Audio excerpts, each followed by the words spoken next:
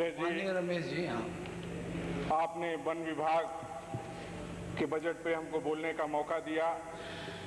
हम आपके आभारी हैं, आभार प्रकट करते हैं। 2 मिनट में अपनी बात कह लीजिए। माननीय अध्यक्ष जी, हम आपका ध्यान सोनभद्र की तरफ ले चलना चाहते हैं, जहां वन विभाग द्वारा पिछले 5 वर्षों में आदिवासियों के ऊपर लगभग 10,000 मुकदमे कायम कर दिए गए हैं। जमीन उनकी है और उनके जमीन पे उन्हीं के ऊपर मुकदमा कायम करना ये बहुत ही गंभीर बात है। हमारे यहाँ वनाधिकार कानून भी लागू है और वहीं से व्यवस्था के प्रति लोगों का विश्वास उठना शुरू हो जाता है, चाहे वो हमारी विधायिका हो, हमारी कार्यपालिका हो, हमारी न्यायपालिका हो। उससे इस पे से विश्वास उठ करके वो आदिवासी वहीं से बंदूकें उठाकर नक्सली बनने की तरफ अग्रसर हो जाते हैं।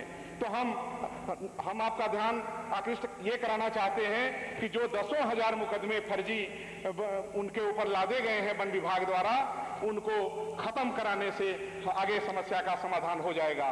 दूसरी चीज ये कि आगे उनको मुख्य धारा से जोड़ना होगा। नक्सली हमारे यहाँ अभी 7 लाख के नक्सली पकड़े गए। मैं माननीय मुख्यमंत्री जी को बधाई देना चाहता हूँ। 3 लाख का एक नक्सली, 2.5 लाख का एक नक्सली, इतने नक्सली पकड़ लिए गए बिना किसी हिंसा के। तो मैं बताना चाहता हूं कि जो कैंसर है, कैंसर का अगर ऑपरेशन कर दिया जाए तो उससे समस्या का समाधान नहीं होता, वो बढ़ता जाता है। उसी तरह से नक्सली हैं, इनको पकड़ लेने से समस्या का समाधान होने वाला नहीं है। इनको मुख्य धारा से जोड़ना होगा, क्योंकि ये आदिवासी अपने ही जमीन पे मुकदमा झेल रहे हैं। वो पलाश का पत्ता बेचते हैं तो मुकदमा लड़ने 100 किलोमीटर दूर जाते हैं, लकड़ियां बेचते हैं तो 100 किलोमीटर दूर जाते हैं, और ये वन विभाग के लोग उन्हीं के ऊपर जो है वो मुकदमा कायम किए रहते हैं। दूसरी चीज और एक बहुत बड़ी समस्या है हमारे यहाँ 500 वर्ग किलोमीटर का वन विभाग का नोटिफिकेशन है, और ये वन विभाग के लोग ये हमारे यहाँ 625 वर्ग किलोमीटर लगभग इन्होंने अपनी जमीन हमारे यहाँ कैमूर वाइल्ड लाइफ में इन्होंने घेर रखा है। जबकि पूरे उत्तर प्रदेश में राजस्व के नक्शे से हर चीज नापी जाती है, लेकिन मेरे जनपद में, पता नहीं दूसरे जनपद का मुझे मालूम नहीं है, लेकिन मेरे जनपद में इन लोगों ने 625 वर्ग किलोमीटर, माने पूरा एकदम अंधेर नगरी कि जहां तक चाहे नाप लिए, ये हमारी है।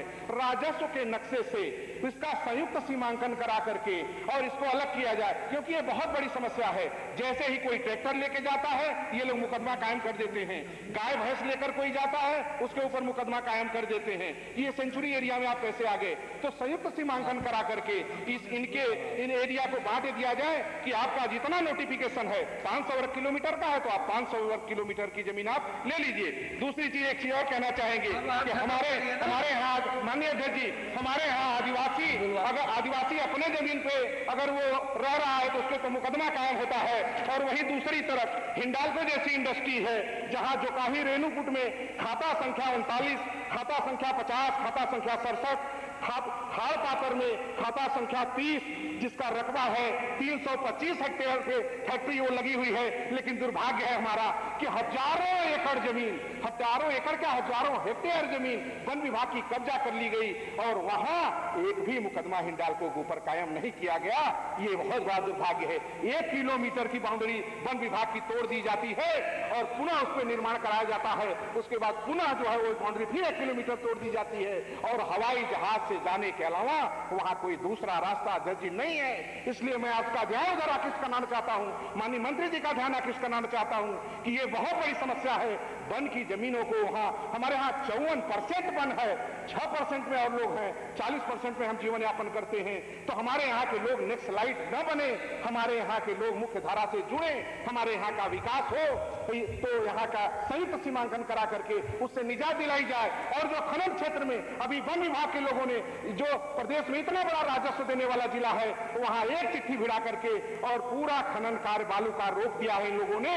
इनके वजह से वहां बहुत बड़ी समस्या आ गई है। और जब तक इनका संयुक्त सीमांकन कायदे से नहीं होगा कि जितना इनका नोटिफिकेशन है उतनी जमीनें ले ले, शेष हमारे राजस्व विभाग की जमीन छोड़ दें और राजस्व विभाग के नक्शे से जैसे पूरा उत्तर प्रदेश जोड़ा जाता है उसी तरह से राजस्व विभाग के नक्शा से